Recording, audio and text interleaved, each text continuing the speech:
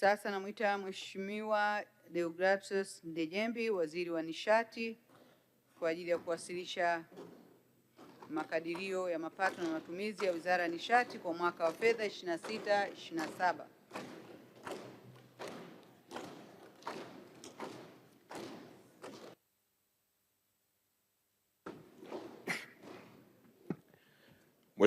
Mheshimiwa Mwenyekiti, naomba kutoa hoja kwamba kutokana na taarifa iliyowasilishwa leo katika bunge lako tukufu na mwenyekiti wa kamati ya kudumu ya Bunge ya Nishati na Madini iliyochambua na kujadili bajeti ya Wizara ya Nishati fungu namba 58, bunge lako tukufu sasa likubali kupokea na kujadili taarifa ya utekelezaji wa bajeti kwa mwaka 2025/2026. Aidha,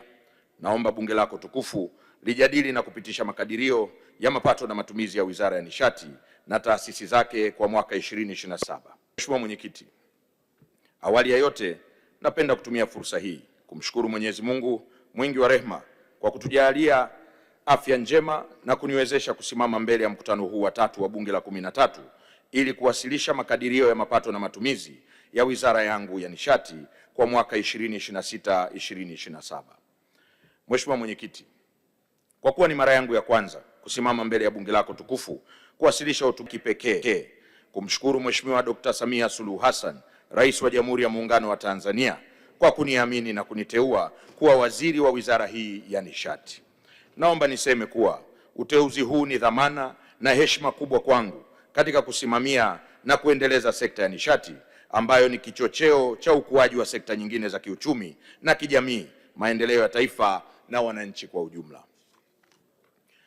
Ni rehema za Mungu na kwa kuzingatia miongozo na maelekezo ya Mheshimiwa Rais, nitatekeleza majukumu yangu kwa weledi na uadilifu kwa kushirikiana na bunge lako tukufu na wadau wengine wa sekta ya nishati ili kuhakikisha maono ya Mheshimiwa Rais katika maendeleo ya sekta hii na taifa kwa ujumla yanafikiwa. Mheshimiwa Mwenyekiti, kwa namna ya kipekee naomba nitumie fursa hii kumpongeza Mheshimiwa Dr. Samia Suluhu Hassan kwa kuchaguliwa kuwa Rais wa Jamhuri ya Muungano wa Tanzania kupitia Chama cha Mapinduzi CCM kufuatia uchaguzi mkuu uliofanyika mwezi Oktoba 2025. Ushindi huo unadhihirisha kukubalika kwake kwa Watanzania kutokana na umahiri katika uchapakazi wake, ufuatiliaji katika utendaji wa serikali ili kuhakikisha sote tunawajibika ipasavyo katika kufikia matarajio ya Watanzania ya kuwaletea maendeleo. Kwa kuwa safari ya kuelekea kwenye maendeleo ya nchi yetu inahitaji ushiriki na uwajibikaji wa kila mmoja kwa kuzingatia nafasi, kipaji, uwezo na karma tuliobarikiwa na Mungu, nitumie fursa hii kuwaomba Watanzania kuendelea kumuunga mkono Mheshimiwa Rais katika kuliongoza taifa letu na kujiletea maendeleo. Mheshimiwa Mwenyekiti, nampongeza Mheshimiwa Balozi Dr. Emmanuel John Nchimbi kwa kuchaguliwa kwake kuwa makamu wa rais wa Jamhuri ya Muungano wa Tanzania. Aidha, nampongeza Dr. Hussein Ali Mwinyi kwa kuchaguliwa kuwa rais wa Zanzibar na mwenyekiti wa Baraza la Mapinduzi. Mheshimiwa Mwenyekiti, nitumie nafasi hii kumpongeza pia Dr. Mwigulu Lameck Nchemba, mbunge wa jimbo la Iramba Magharibi, kwa kuteuliwa kuwa waziri mkuu wa serikali ya Jamhuri ya Muungano wa Tanzania. Na washukuru kwa maelekezo na miongozo wanayonipa ambayo imekuwa chachu katika kuniwezesha kutekeleza majukumu yangu ipasavyo ya kusimamia na kuendeleza sekta ya nishati. Na wapongeza pia mawaziri wote kwa kuteuliwa kuongoza wizara mbalimbali katika awamu hii, pamoja na waheshimiwa wabunge wote walioaminiwa na kuchaguliwa na wananchi ili kuwawakilisha katika bunge hili tukufu. Mheshimiwa Mwenyekiti, nitumie nafasi hii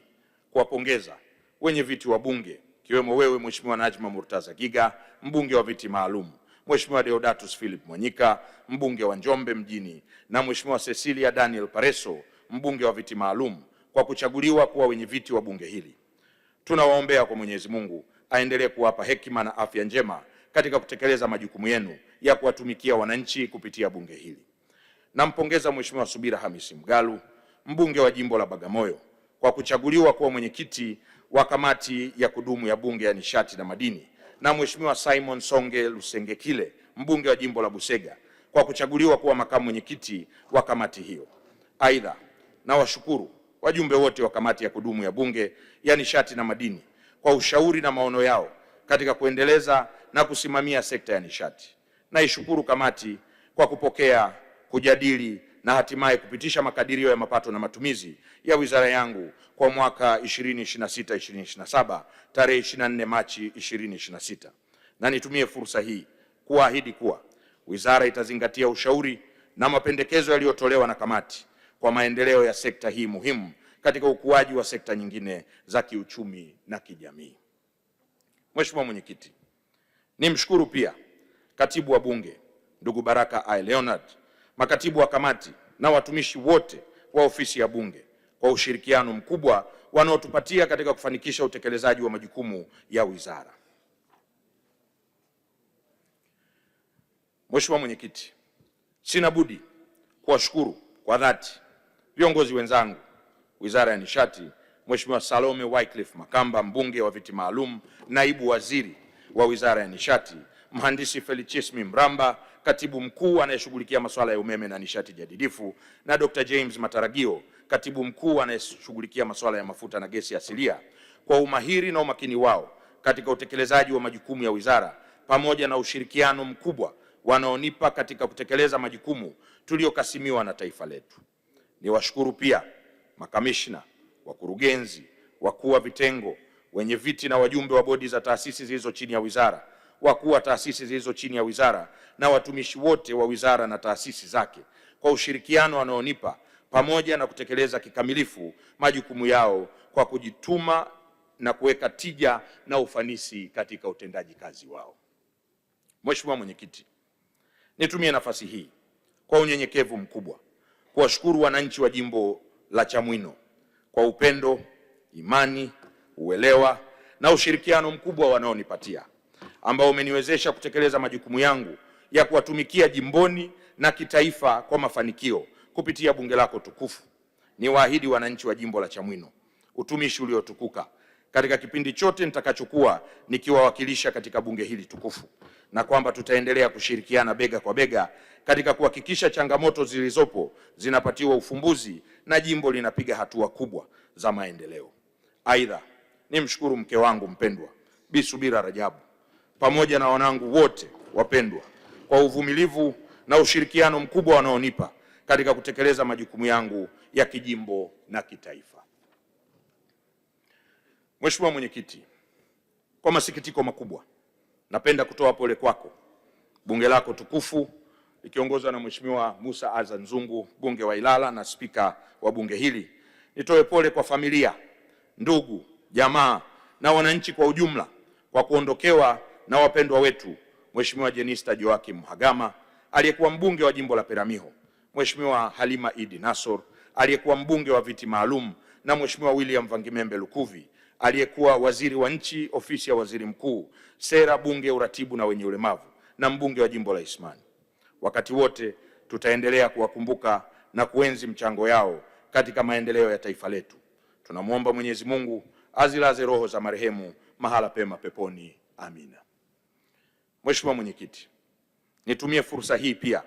kuwapa pole Watanzania wenzetu waliopoteza ndugu, jamaa na marafiki na wengine waliopata madhara mbalimbali kutokana na ajali za barabarani na matukio mengine.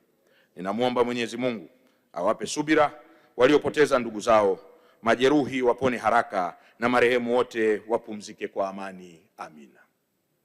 Mheshimiwa Mwenyekiti, hotuba hii imeandaliwa kwa kuzingatia maudhui ya hotuba ya Mheshimiwa Dr. Mwigulu Lameck Nchemba, mbunge, waziri mkuu wa Jamhuri ya Muungano wa Tanzania, kuhusu mapitio ya utekelezaji wa kazi za serikali kwa mwaka 2025-2026 na mwelekeo wa kazi za serikali kwa mwaka 2026-2027. Mheshimiwa Mwenyekiti,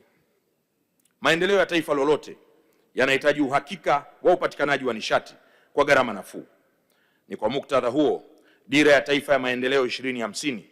imeitambua nishati kama moja ya vichocheo vitakavyowezesha kufikiwa kwa malengo na shabaha za dira hiyo, ikiwemo kuwa na maisha bora na ustawi kwa wote. Hivyo, mwelekeo wa Dira 2050 katika sekta ya nishati ni pamoja na kuwezesha kuwepo kwa mfumo bora wa nishati safi uliostahimilivu, wenye ufanisi na kuaminika na wa gharama nafuu, kuwa na miundombinu thabiti ya nishati inayochochea maendeleo ya viwanda na ustawi wa kiuchumi na kijamii, na kuliwezesha taifa letu kuwa mzalishaji wa nishati inayokidhi mahitaji ya ndani na moja ya wazalishaji wakuu wa nishati katika ukanda wa Mashariki na Kusini mwa Afrika. Mheshimiwa Mwenyekiti, nchi yetu imebarikiwa kuwa na vyanzo mbalimbali vya kuzalisha umeme, ikiwa ni pamoja na vyanzo vya maji, jua, upepo, gesi asilia, tungamotaka, joto ardhi na urani, vinavyotuwezesha kuwa na uhakika na usalama wa upatikanaji wa nishati ya umeme kwa maendeleo ya taifa letu. Katika mwaka 2025-2026, serikali imeendelea kuchukua hatua kuimarisha uzalishaji wa umeme nchini, ambapo hadi kufikia mwezi Machi 2026 uwezo wa mitambo ya kuzalisha umeme uliongezeka na kufikia megawati 4522.54 ikilinganishwa na megawati 4031.71 zilizokuwepo mwezi Machi 2025, sawa na ongezeko la asilimia 12.17 kama inavyofafanuliwa katika jedwali namba 1 na kiambatisho namba 1 cha hotuba yangu. Mheshimiwa Mwenyekiti, ili umeme unaozalishwa uweze kutumika na mlaji wa mwisho, hakuna budi kuwekeza katika miundombinu ya usafirishaji na usambazaji wa umeme. Serikali imeendelea na jitihada za kuimarisha miundombinu ya usafirishaji na usambazaji wa umeme nchini, ambapo hadi kufikia Machi 2026 urefu wa miundombinu ya kusafirishia umeme nchini ulikuwa umefikia jumla ya kilomita 8500.38 ikilinganishwa na kilomita 7809.67 zilizokuwa zimefikiwa Machi 2025, sawa na ongezeko la asilimia 9. Kwa upande wa miundombinu ya kusambaza umeme, urefu wa miundombinu hiyo umefikia kilomita 240,229.56 ikilinganishwa na kilomita 200,266.25 zilizofikiwa mwezi Machi 2025, sawa na asilimia 20 kwa mchanganuo uliopo katika jedwali namba 2 la hotuba yangu ukurasa wa 15. Mheshimiwa Mwenyekiti, kutokana na hatua zilizochukuliwa na serikali za ujenzi wa miundombinu ya usafirishaji na usambazaji wa umeme,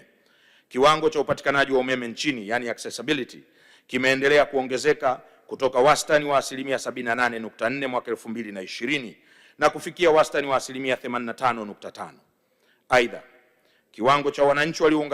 waliounganishiwa umeme nchini, yani connectivity, kimeongezeka kutoka asilimia 37.7 mwaka 2020 hadi asilimia 52.1 kwa mwelekeo wa serikali ni kuunganisha jumla ya wateja wapya 8300 ili kufikia asilimia 75 ya wananchi waliounganishwa na umeme ifikapo mwaka 2030. Mheshimiwa Mwenyekiti, hatua zinazochukuliwa na serikali za kuwezesha upatikanaji wa umeme wa uhakika kwa ajili ya shughuli za kiuchumi na kijamii mijini, vijijini na vitongojini zimechochea kasi ya ukuaji wa mahitaji ya umeme nchini, ambapo yameongezeka na kufikia megawati 2199.06 yaliyofikiwa tarehe 4 Februari 2026, sawa na ongezeko la asilimia 15.24 ikilinganishwa na megawati 1908.15 zilizofikiwa tarehe 20 Februari 2025. Kumradhi. Jedwali namba 3 katika hotuba yangu ukurasa wa 17 linafafanua kwa kina kuhusu mwenendo wa ukuaji wa mahitaji ya umeme nchini katika mwaka 2025-2026 ikilinganishwa na mwaka 2024-2025. Mheshimiwa Mwenyekiti,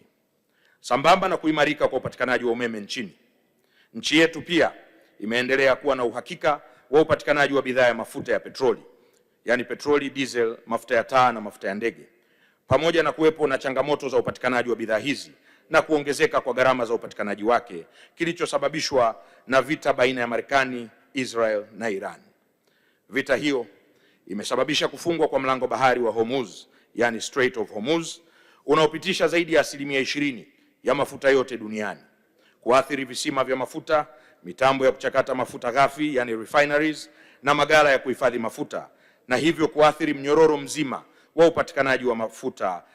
duniani kote. Mheshimiwa Mwenyekiti, vita hii imeathiri sana nchi za Mashariki ya Kati, yani Falme za Kiarabu, Saudi Arabia, Bahrain, Oman na Kuwait, ambapo nchi yetu inaagiza kiasi cha asilimia 59 ya mafuta yake, ambapo nchi yetu pia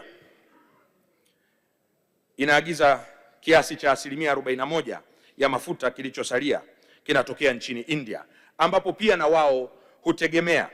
kupata mafuta ghafi kutoka Mashariki ya Kati. Hatua zilizochukuliwa na serikali ili kuhakikisha nchi yetu inaendelea kuwa na uhakika wa upatikanaji wa mafuta ni pamoja na kuliwezesha Shirika la Maendeleo ya Petroli Tanzania TPDC, ambalo ni shirika la taifa la mafuta, kuagiza kiwango cha mafuta kinachotosheleza kipindi cha miezi mitatu ijayo. Aidha, serikali inaendelea kufuatilia kwa ukaribu mwenendo wa upatikanaji wa mafuta duniani na itaendelea kuchukua hatua mbalimbali za kimkakati ili kuhakikisha nchi yetu inaendelea kuwa na uhakika wa upatikanaji wa mafuta na hivyo kutoathiri utekelezaji wa shughuli za kiuchumi na kijamii hapa nchini. Mheshimiwa Mwenyekiti, uzalishaji wa gesi asilia nchini katika kipindi hiki ulikuwa futi za ujazo milioni 41,530.94 kutoka katika vitalu vya Songosongo, Mnazi Bay, ambazo Songosongo hutoa futi za ujazo milioni 17,945 na Mnazi Bay futi za ujazo milioni 23,585. Gesi asilia hiyo ilitumika katika uzalishaji wa umeme viwandani, katika vyombo vya moto, taasisi na majumbani. Mheshimiwa Mwenyekiti, katika mwaka 2025-2026 serikali kupitia Wizara ya Nishati iliendelea na utekelezaji wa programu, miradi na kazi mbalimbali zinazohusu uzalishaji, usafirishaji na usambazaji wa umeme vijijini na mijini na vitongojini, utafutaji na uendelezaji wa mafuta na gesi asilia, pamoja na kuendelea na matumizi ya nishati safi ya kupikia nchini, ambapo mafanikio mbalimbali yalipatikana kama yanavyoelezwa kwa kina katika sehemu B ya hotuba yangu ukurasa wa 21 hadi 142.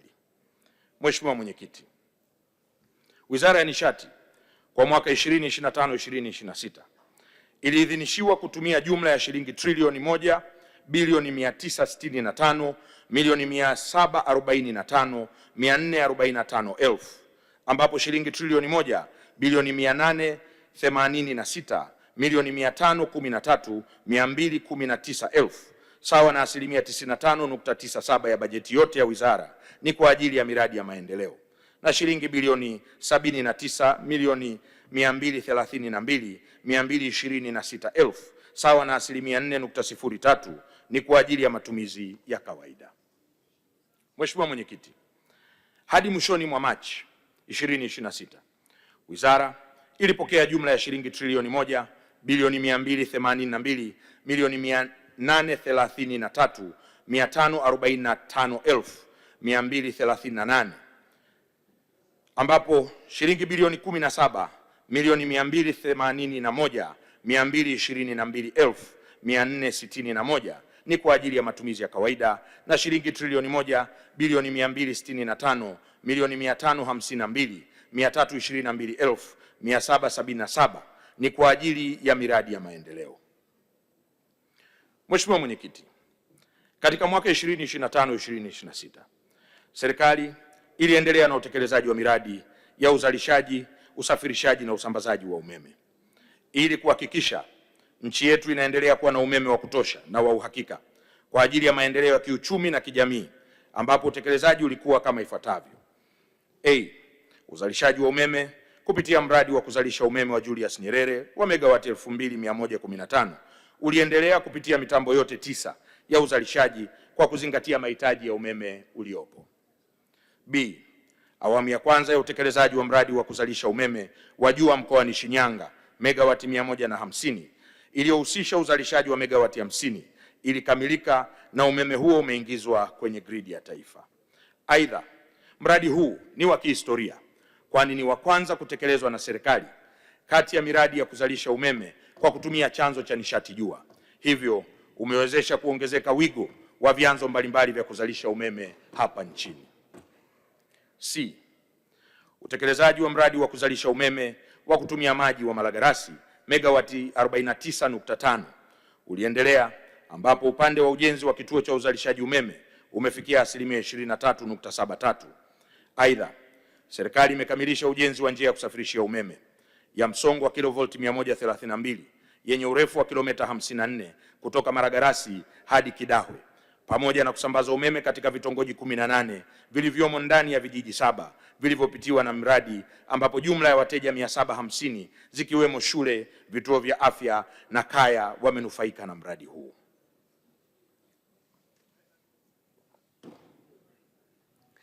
Mheshimiwa Mwenyekiti, kwa upande wa usafirishaji wa umeme, ujenzi wa njia ya kusafirisha umeme msongo wa kilovolti 400 kutoka Chalinze hadi Dodoma yenye urefu wa kilomita 345 umefikia asilimia 74.13, ambapo utekelezaji wa miradi mingine ni kama ifuatavyo.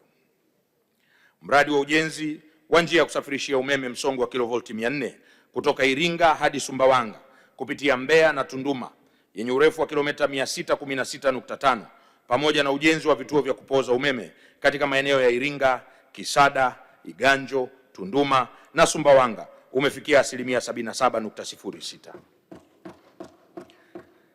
Serikali imeendelea na ujenzi wa njia ya kusafirishia umeme ya msongo wa kilovolti 220 kutoka Songea, Tunduru, Masasi, Maumbika yenye urefu wa kilomita 519.5 na vituo vya kupoza umeme vya Masasi na Maumbika, ikiwa ni hatua ya kuunganisha mikoa ya Lindi na Mtwara kwenye gridi ya taifa. Mradi wa ujenzi wa njia ya kusafirisha umeme msongo wa kilovolti 400 kutoka Chalinze, Kinyerezi, Mkuranga yenye urefu wa kilomita 135.5 umefikia asilimia 60.61. Mradi wa ujenzi wa kituo cha kupoza umeme cha Ibadakuli, Shinyanga umefikia asilimia 48.8, na kwa upande wa mradi wa gridi imara utekelezaji wake umefikia asilimia 54, ambapo miradi mbalimbali imekamilika na utekelezaji wa miradi mingine ya gridi imara unaendelea kama inavyoonekana katika kiambatisho namba 3 cha hotuba yangu ukurasa wa 216 hadi 217. Serikali imekamilisha kuunganisha mkoa wa Katavi katika gridi ya taifa na hivyo kuimarisha upatikanaji wa umeme katika mkoa huo pamoja na kuipunguzia TANESCO gharama ya uzalishaji wa umeme kwa kutumia mafuta katika mkoa huo, ambapo jumla ya shilingi bilioni 68.4 zimeweza kuokolewa. Mheshimiwa Mwenyekiti, utekelezaji wa miradi mingine ya kusafirishia umeme uliendelea ikiwa ni pamoja na ujenzi wa njia ya kusafirishia umeme msongo wa kilovolti 220 kutoka Benako hadi Kiaka, ujenzi wa njia ya kusafirishia umeme kwa ajili ya treni ya SGR Lot 3, SGR Lot 4 na SGR Lot 5, na ujenzi wa njia ya kusafirishia umeme yani submarine cables msongo wa kilovolti 220 kutoka Tanzania bara kwenda Zanzibar na Mafia, ambapo utekelezaji upo katika hatua mbalimbali. Mheshimiwa Mwenyekiti, mwelekeo wa serikali ni kuhakikisha vitongoji vyote 64359 vya Tanzania bara vinafikiwa na umeme ifikapo mwaka 2030. Ili kufikia azma hiyo, serikali ilianza utekelezaji wa miradi mikubwa wa kupeleka umeme katika vitongoji 9009 ambapo utakamilika kupeleka umeme katika vitongoji hivyo 9009 katika kipindi cha miaka mitatu ijayo. Hatua hii ni pamoja na miradi inayoendelea kutekelezwa ya kupeleka umeme vitongojini itakayowezesha vitongoji 50,453 sawa na asilimia 78.4 ya vitongoji vyote vya Tanzania bara kufikiwa na huduma ya umeme ifikapo mwaka 2028. Hatua ambayo itachochea kasi ya maendeleo ya kiuchumi na kijamii vitongojini pamoja na utoaji wa huduma bora katika maeneo hayo. Mheshimiwa Mwenyekiti, hatua nyingine zilizochukuliwa na serikali kuhusu kupeleka nishati vijijini ni pamoja na kuanza utekelezaji wa mradi wa kuongeza uunganishaji wa wateja katika vitongoji, yani Universal Hamlet Electrification and Last Mile Customers Connectivity katika mikoa ya Pwani, Morogoro na Dodoma, ikiwa ni sehemu ya utekelezaji wa mpango mahususi wa nishati ya taifa, yani National Energy Compact, ulioidhinishwa katika mkutano wa wakuu wa nchi na serikali wa Afrika Mission 300 mwezi Januari 2025. Vile vile, utekelezaji wa mradi wa kupeleka umeme katika vitongoji 3060 sawa na vitongoji 15 katika kila jimbo uliendelea na kufikia asilimia 80 za utekelezaji. Aidha, serikali iliendelea na utekelezaji wa mradi ya kupeleka umeme katika vitongoji vya mkoa wa Songwe, Kigoma na Lindi pamoja na maeneo ya migodi midogo midogo ikiwemo iliyopo Chunya mkoani Mbeya na kwa Msisi Handeni mkoani Tanga, na viwanda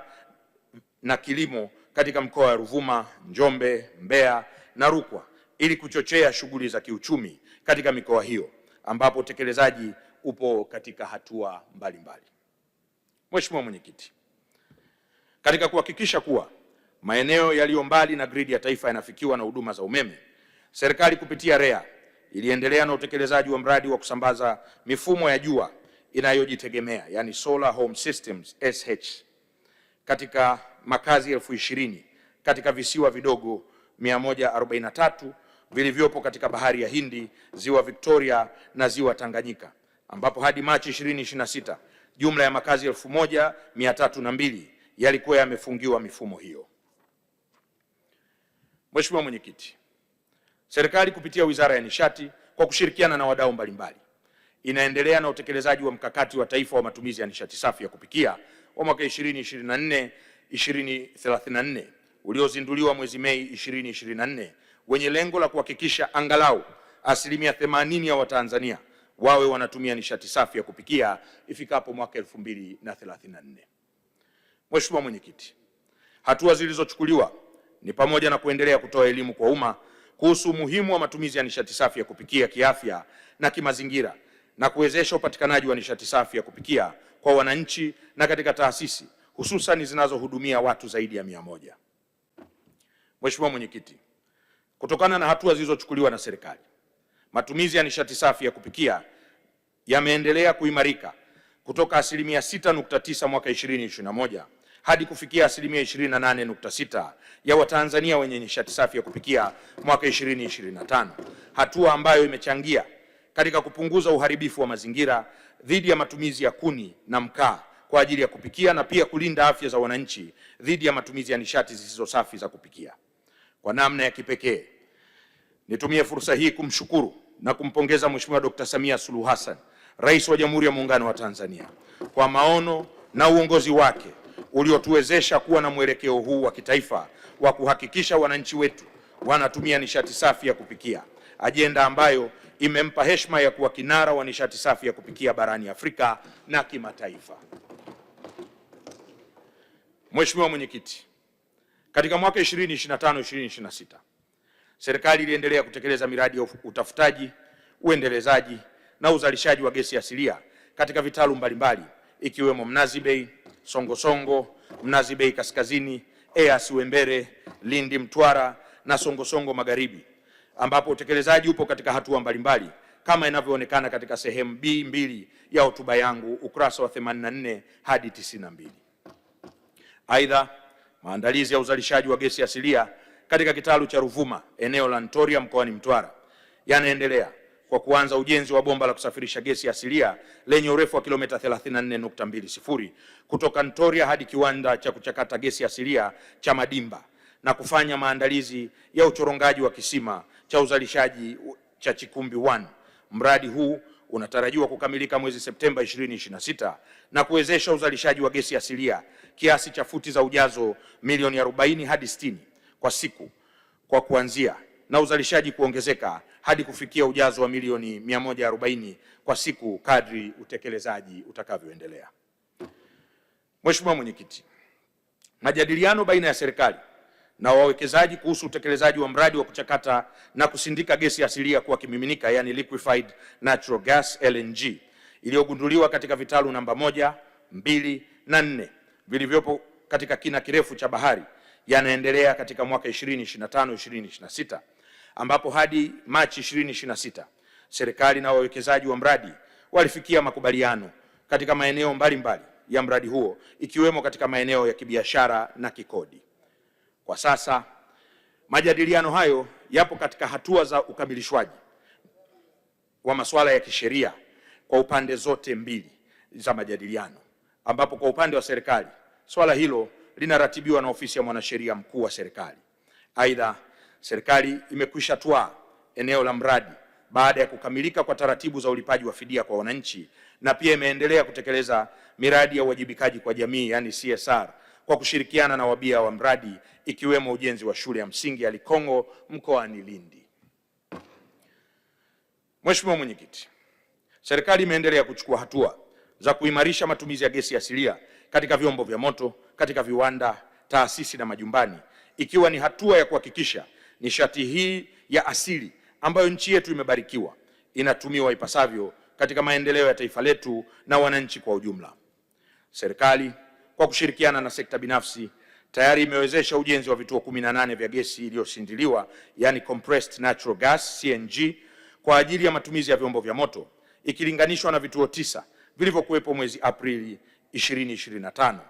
hatua ambayo imepunguza mahitaji ya matumizi ya mafuta kutoka nje ya nchi na gharama za uendeshaji wa vyombo vya moto.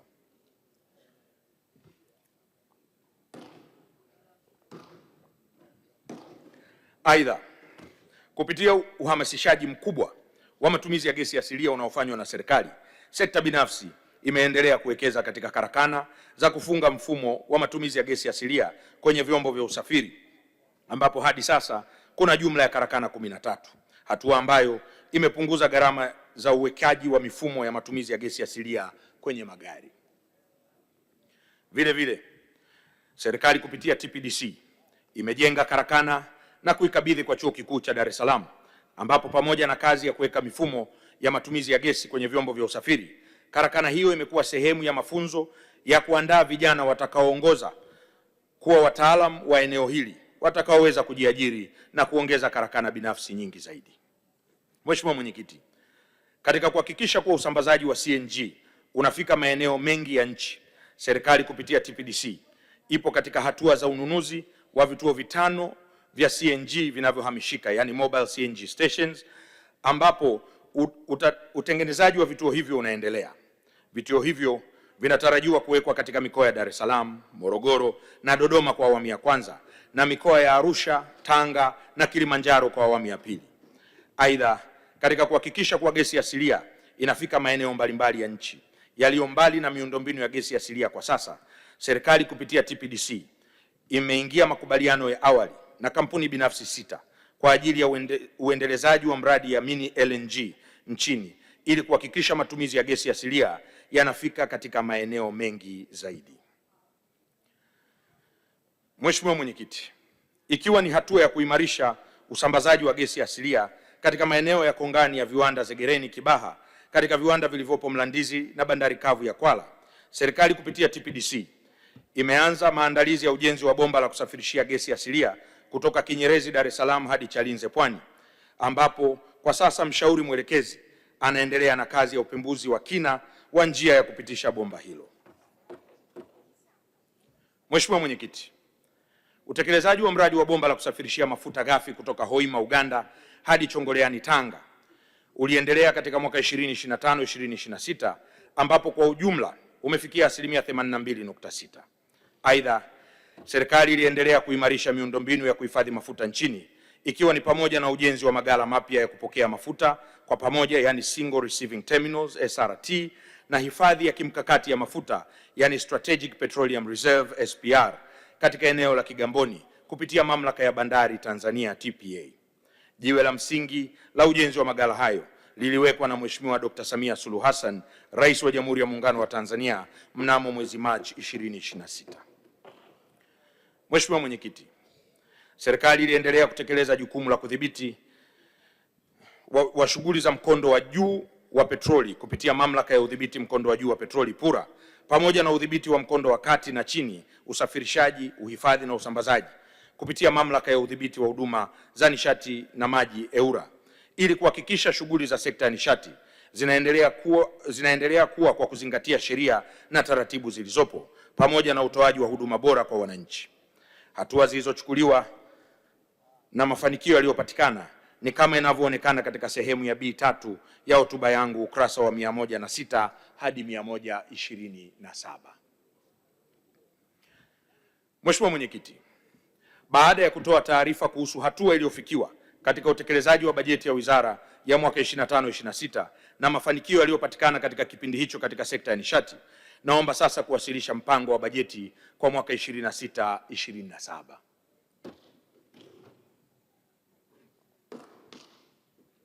Mheshimiwa Mwenyekiti, usimamizi na uendelezaji wa sekta ya nishati pamoja na mambo mengine unaongozwa na sera, mikakati, mipango na malengo mbalimbali ya kisekta na kibajeti ya wizara kwa mwaka 26-27. Wizara pamoja na mambo mengine imezingatia ilani ya uchaguzi ya Chama cha Mapinduzi ya mwaka 2025-2030, dira ya taifa ya maendeleo 2050, mpango wa 4 wa maendeleo ya taifa wa miaka mitano, hotuba ya Rais wa Jamhuri ya Muungano wa Tanzania Mheshimiwa Dr. Samia Suluhu Hassan wakati wa kufungua rasmi Bunge la 13 la Jamhuri ya Muungano wa Tanzania tarehe 14 Novemba 2025, na muongozo wa maandalizi ya mpango wa bajeti ya serikali wa mwaka 2026-2027. Mheshimiwa Mwenyekiti, katika mwaka 2026-2027 serikali kupitia Wizara ya Nishati itaendelea kuchukua hatua za kuimarisha na kuendeleza sekta ya nishati kwa kutekeleza vipaumbele mbalimbali kwa kushirikiana na wadau ikiwemo sekta binafsi.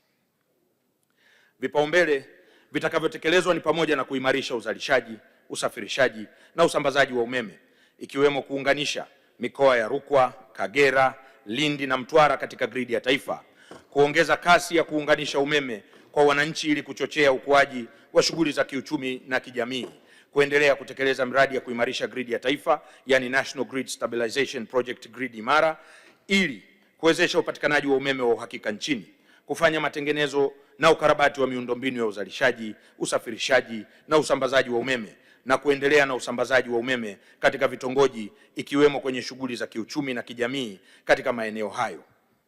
yani maeneo ya migodi, kilimo, viwanda, shule, pampu za maji na vituo vya afya, pamoja na kuwezesha ujenzi wa vituo vya mafuta vijijini ili kuimarisha upatikanaji wa nishati safi na salama kwa vyombo vya moto katika maeneo hayo.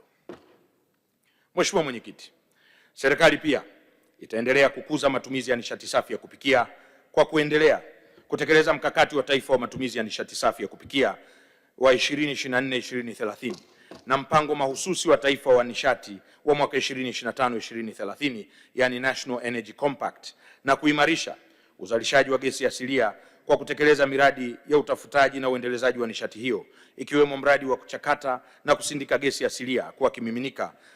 Liquefied Natural Gas LNG Project, mradi wa uendelezaji wa gesi asilia iliyogunduliwa katika eneo la Ntoria katika kitalu cha Ruvuma, na mradi wa kielelezo na kimkakati ya utafutaji wa mafuta na gesi asilia katika vitalu vya Eyasi Wembere, Lindi, Mtwara na Mnazi Bay.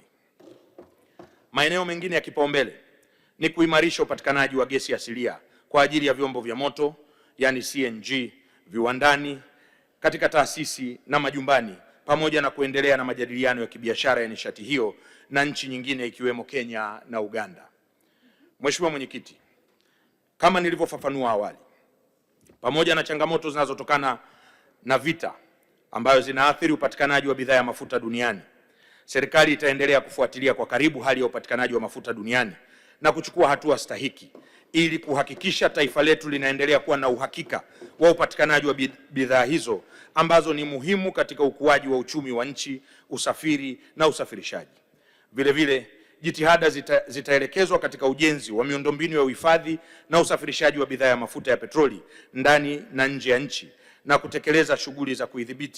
za kiudhibiti katika sekta ya nishati. Pia, wizara itaendelea kuimarisha ushiriki wa wazawa katika shughuli za mafuta na gesi asilia, kuendelea kuimarisha utendaji wa taasisi na mashirika yaliyo chini ya wizara, mashirika na taasisi ya TANESCO, REA, TPDC, PBPA, EWURA na PURA pamoja na kampuni tanzu kwa lengo la kuboresha utoaji wa huduma, tija na ufanisi katika uendelezaji wa mapato na kuimarisha na kusimamia nguvu kazi ya wizara, mifumo na utendaji kazi, upatikanaji wa vitendea kazi pamoja na kushughulikia masuala mtambuka ikiwemo utawala bora, magonjwa sugu na yasiyoambukizwa na ukimwi katika eneo la kazi. Mheshimiwa Mwenyekiti, katika mwaka 2026-2027 serikali itaendelea kusimamia mradi wa uzalishaji umeme wa Julius Nyerere wa megawati 2115 pamoja na kutekeleza mradi mingine ya kuzalisha umeme ikiwa ni pamoja na mradi wa kuzalisha umeme wa Jua mkoani Shinyanga wa megawati 150, mradi wa kuzalisha umeme kutumia maji wa Malagarasi wa megawati 49.5, mradi wa kuzalisha umeme kwa kutumia maji wa Kakono wa megawati 87.8. Mheshimiwa Mwenyekiti, kwa upande wa usafirishaji wa umeme,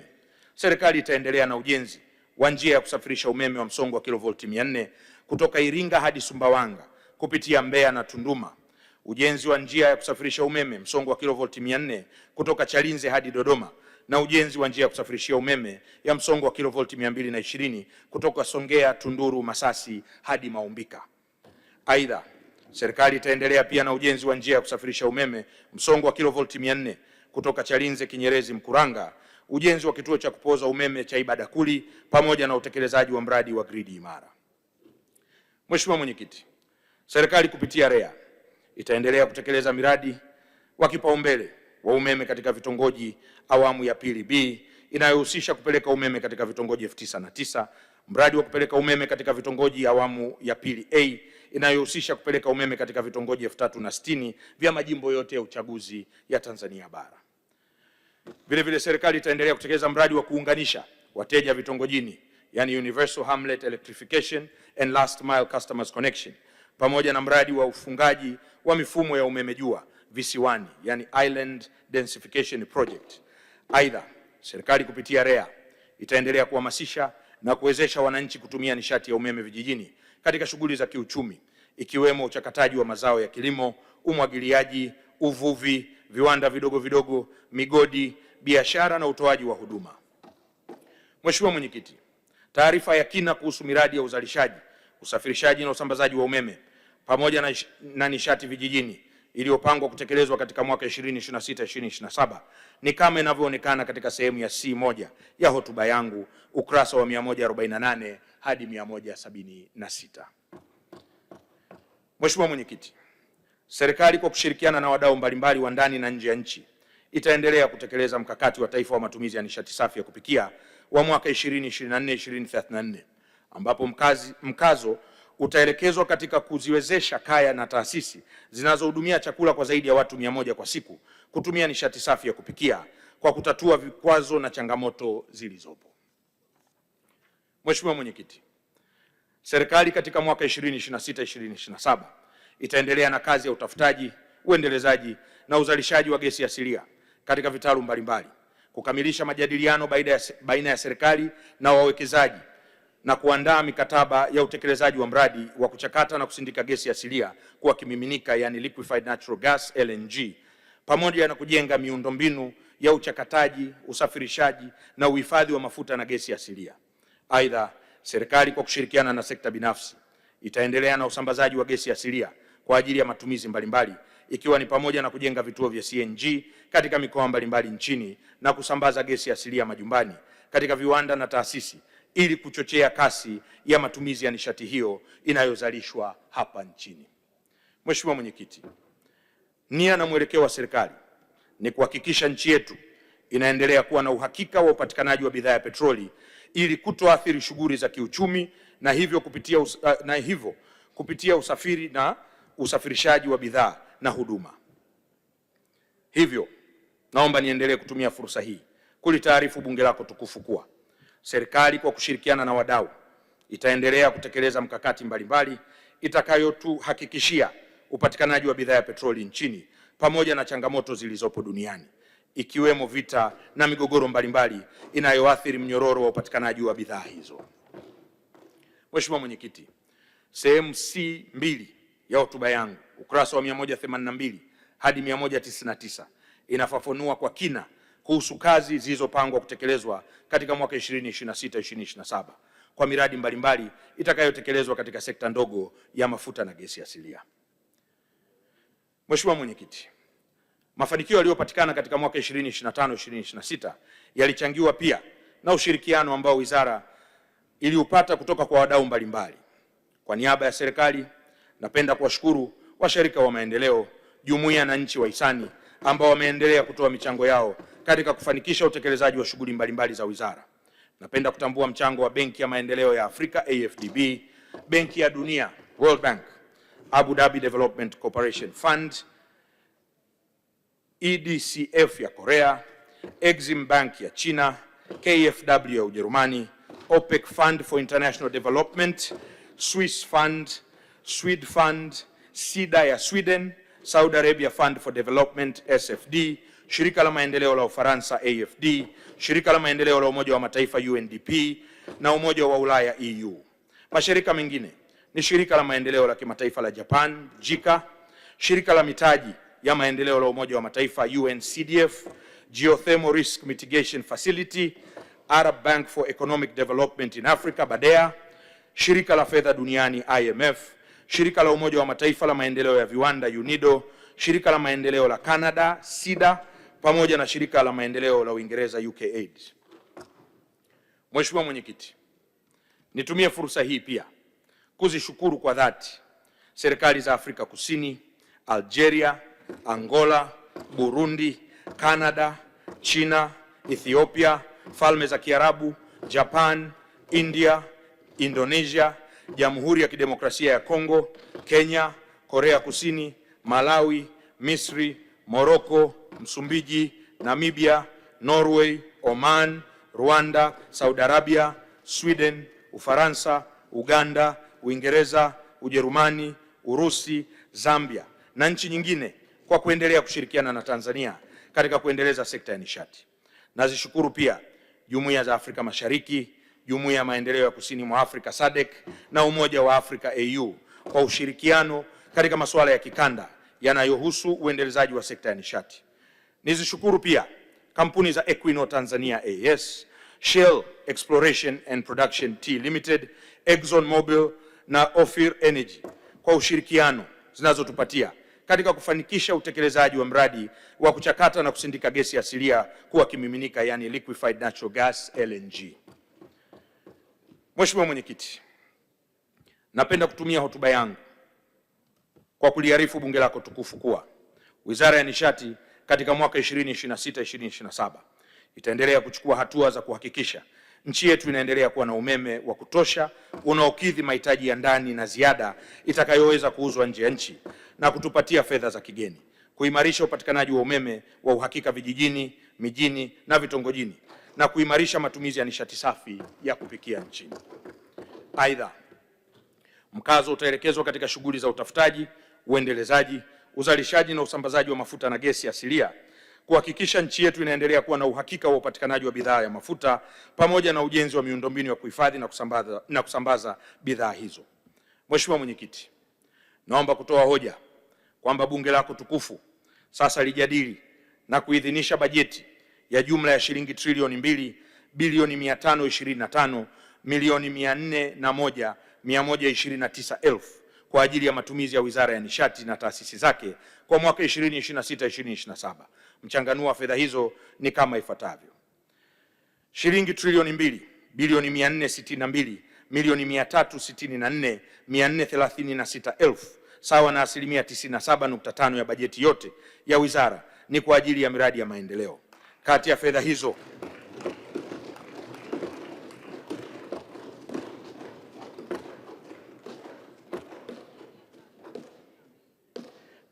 hizo shilingi trilioni 1 bilioni 602 milioni 449,735 ni fedha za ndani na shilingi bilioni 859 milioni 915,101 ni fedha za nje na shilingi bilioni 63 milioni 36,293 sawa na 2.5% ni kwa ajili ya matumizi ya kawaida. Kati ya fedha hizo shilingi bilioni 52 milioni 939,075 ni kwa ajili ya matumizi mengineyo na shilingi bilioni 10 milioni 97,218 ni kwa ajili ya mishahara ya watumishi wa wizara na taasisi ya PURA. Mheshimiwa Mwenyekiti, mwisho naomba kutoa shukrani zangu za dhati kwa Mheshimiwa Spika, Mheshimiwa Musa Azan Zungu, Mheshimiwa Naibu Spika, Mheshimiwa Daniel Baran Siro, wenye viti wa Bunge, Mheshimiwa Mwenyekiti, ikiwemo wewe binafsi na waheshimiwa wabunge wote kwa kunisikiliza. Pamoja na hotuba hii vimeambatanishwa vielelezo mbalimbali ambavyo vinafafanua masuala muhimu yanayohusu sekta ya nishati. Hotuba hii pia inapatikana katika tovuti ya wizara kwa anwani ya www.nishati.go.tz. Mheshimiwa Mwenyekiti, naomba kutoa hoja. Asante sana Mheshimiwa Waziri wa Nishati, Mheshimiwa John Deogracius John Dejembi kwa hotuba hiyo na imeungwa mkono. Tunashukuru sana.